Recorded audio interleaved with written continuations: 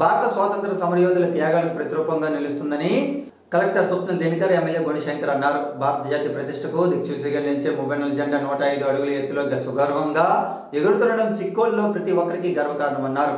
జాతీయ జెండా రూపశిల్పి స్వాతంత్ర సమరయోధుల పింగళ వెంకయ్య 148వ జయంతిని గాంధీ స్మారక నిధి పర్యవేక్షణలో గాంధీ మందిరం స్వాతంత్ర సమరయోధుల స్మృతివనం బృందం శుక్రవారం ఘనంగా నిర్వహించారు. శ్రీకాకుళం నగరంలో కోడి రామమూర్తి స్టేడియం నుండి గాంధీ మందిరం వరకు ఆర్మీ కాలింగ్ బృందంతో పాటు కలెక్టర్ స్వప్న Dinakar, MLA Gunashankar, municipal commissioner చల్లా ఓబులసు నిర్వాహకులు జాతీయ జెండాలు చేతపుట్టి వందే మాత్రం నినాదాలు చేస్తూ ర్యాలీ చేపట్టారు. అనంతరం గాంధీ మందిరం ఆవరణంలో ఉన్న పింగళ వెంకయ్య విగ్రహానికి కలెక్టర్, ఎమ్మెల్యే, కమిషనర్తో పాటు విగ్రహదాతలు పూలమాల వేసి నివాళులర్పించారు. ఈ కార్యక్రమంలో నిర్వాహకులు ఎం ప్రసాదరావు, జంబేం శంకర్, స్ప్రింగ్ మోహన్ రావు, నడుకుల మోహన్, కొంకెన వేణుగోపాల్, బాడాన దేవభూషణ్ రావు, నోక సన్యాసరావు, పన్నాడు రవికుమార్, కొంకెన మురళీధర్, మామూల్లా ఖాన్, నక్క శంకర్రావు తదితరులు పాల్గొన్నారు. యువతపై మాదక ద్రవ్యాల ప్రభావం పడకుండా ప్రభావితం చేయాలని, మాదక ద్రవ్యాల నియంత్రణే లక్ష్యంగా కృషి చేద్దామని సీనియర్ సివిల్ జడ్జి ఆర్ సన్యాసి నాయుడు అన్నారు. శ్రీ వెంకటేశ్వర ఇంజనీరింగ్ కళాశాల ప్రాంగణంలో మాదక ద్రవ్యాలు వినియోగం, వాటి దుష్ప్రభావాలపై అవగాహన సదస్సు శుక్రవారం నిర్వహించారు. మాదక ద్రవ్యాల వినియోగం వలన సామాజిక, మానసిక, శారీరక ఆరోగ్యాలు తలెత్తుతాయని తెలిపారు. యువతను చెడు మార్గం వైపు నడిపించే మాదక ద్రవ్యాలు అమ్మకాలు చేస్తున్న వారిపై సమాచారం తెలియజేస్తే అటువంటి వారిపై చర్యలు తీసుకోవడం జరుగుతుందని ఆయన చెప్పారు. యాంటీ ర్యాగింగ్ పై మాట్లాడుతూ విద్యార్థులు ఎవరూ ర్యాగింగ్ లో పాల్గొనకూడదని హెచ్చరించారు. ఇంటర్నెట్ను, ఆధునిక సాంకేతిక పరిజ్ఞానాన్ని వివక్షారహితంగా వాడడం వల్ల అనేక దుష్ప్రభావాలకు లోనవుతున్నారని, ఆధునిక సాంకేతికను కేవలం జ్ఞానం పెంచుకోవడానికి మాత్రమే వినియోగించుకోవాలని సూచించారు. ఈ కార్యక్రమంలో Disha DSP R Srinivasarao, Venkateswara engineering కళాశాల principal S Ramanamurthy, drugs control సహాయ సంచాలకులు Chandan Rao, district child protection officer KV Ramana, assistant professor Akhila తదితరులు ఉన్నారు. అరసవెల్లి శ్రీ సూర్యనారాయణ స్వామివారి ఆలయంలోని అనివెట్టి మండపంలో ఆలయ ప్రధాన అర్చకులు ఇప్పిరి శంకర శర్మ ఆధ్వర్యంలో మహాపర్వం శివ పంచాయతన సహిత మహాలింగార్చన కార్యక్రమం శుక్రవారం నిర్వహించారు. ఉదయం 8:30 గంటలకు ఆలయ వేద పండితులు, అర్చకుల ద్వారా పూజలు నిర్వహించారు. ఈ కార్యక్రమంలో ఆలయ ఈవో ఎస్ చంద్రశేఖర్, సిబ్బంది తదితరులు పాల్గొన్నారు.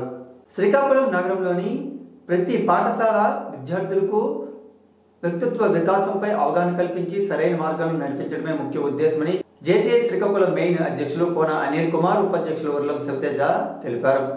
ఈ మేరకు శుక్రవారం నగరంలోని పిఎన్ కాలనీలో గల న్యూ సెంటర్ స్కూల్లో అవగాహన కార్యక్రమం నిర్వహించారు.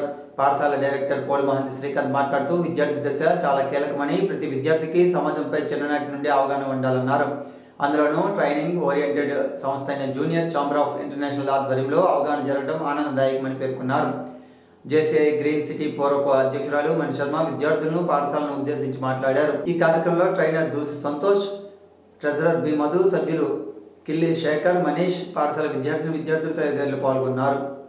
ప్రభుత్వ ఉద్యోగుల సహకార స్పోర్ట్స్ లో పనిచేసిన విశ్రాంత ఉద్యోగులకు రావాల్సిన బకాయిలు తక్షణమే చెల్లించాలని, లేకుంటే పోరాటం ఉధృతం చేస్తామని సిఐటి జిల్లా అధ్యక్ష ప్రధాన కార్యదర్శులు సిఐ చామన్నాయుడు, పి తేజేశ్వరరావు డిమాండ్ చేశారు.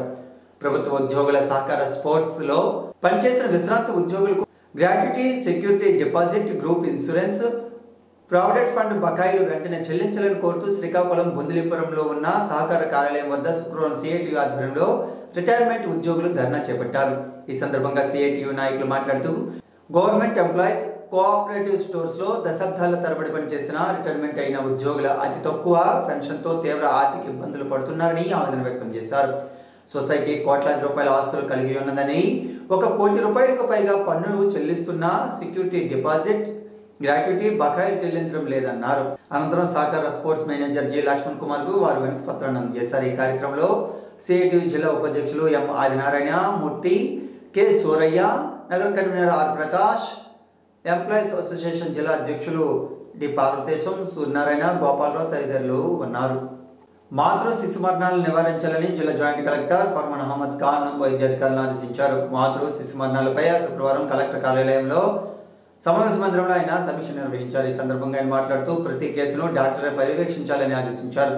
హై రిస్క్ కేసులపై అతి జాగ్రత్తగా వైద్యాధికారులే చూడాలని, ఏఎన్ఎం సూపర్వైజర్లపై పెట్టకూడదని హెచ్చరించారు.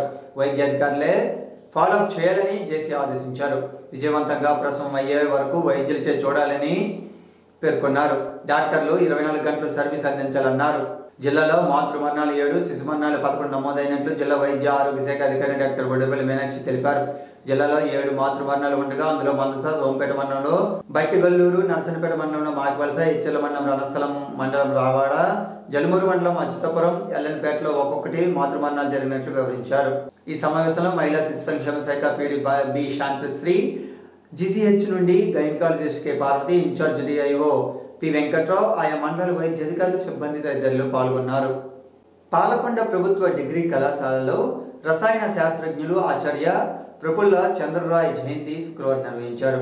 కళాశాల principal doctor M Shyambabu Prafulla Chandra చిత్రపటానికి పూలమాలసి నివాళులర్పించారు. ఈ సందర్భంగా ఆయన మాట్లాడుతూ ఆచార్య పిసి రాయ్ను భారతదేశపు రసాయన శాస్త్ర పితామహుడిగా పరిగణిస్తారని తెలిపారు. రసాయన శాస్త్ర అభివృద్ధి కోసం ప్రయోగశాలను స్థాపించి రసాయన శాస్త్ర అభివృద్ధిలో కీలక పాత్ర వహించారని తెలిపారు. ఈ సందర్భంగా కళాశాల విద్యార్థులకు రసాయన శాస్త్రంపై లోతైన అవగాహన కల్పించడం కోసం క్విజ్ పోటీలు నిర్వహించి గెలుపొందిన విద్యార్థులకు బహుమతులు అందజేశారు.